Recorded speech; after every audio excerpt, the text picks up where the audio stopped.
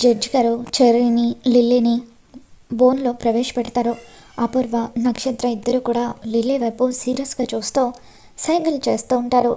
ఏం జరిగిందో ఇప్పుడు చెప్పమ్మని జడ్జి గారు అంటూ ఉంటే ఇకప్పుడు లిల్లీ ఆ రోజు చెర్రీ నాకు ఫోన్ చేసి గెస్ట్ హౌస్కి రమ్మన్నాడు సార్, తీరా గెస్ట్ హౌస్కి వెళ్ళిన తర్వాత అక్కడ నన్ను బలాత్కారం చేశాడు సార్ అని చెప్పి లిల్లీ బాధగా చెప్తూ ఉంటుంది. ఇక దాంతో చెర్రీ లేదు సార్ ఇదంతా అబద్ధం అని చెప్పి అంటూ ఉంటే జడ్జి గారు ఆర్డర్ అంటూ మీరు మాట్లాడకూడదు, ఏదైనా ఉంటే మీ తరపున లాయర్ని మాట్లాడమని చెప్పండి అని అంటూ ఉంటారు. చెర్రీ తరపున లాయర్ రాకపోవడంతో భూమి టెన్షన్ పడిపోతూ ఉంటుంది. అపూర్వ భూమితో ఏంటి లాయర్ కోసం చూస్తున్నావా, నువ్వు మాట్లాడిన లాయర్కి నేను నోట్లు పడేశాను, అందుకే అతను రాడు అని చెప్పి అంటూ ఉంటే భూమి చాలా బాధపడిపోతూ ఉంటుంది. చెర్రీకి శిక్ష పడుతుందేమోనని కృష్ణప్రసాద్ మీరా ఇద్దరు కూడా అలా టెన్షన్గా చూస్తూ ఉంటారు.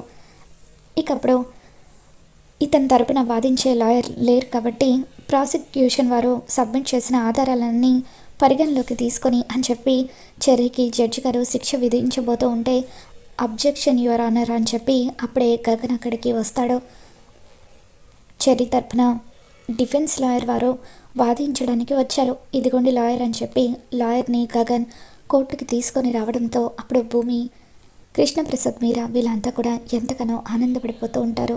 మరి మొత్తానికి గగన్ అయితే ఖచ్చితంగా చెర్రీని నిర్దోషిగా బయటకు తీసుకుని వస్తాడు.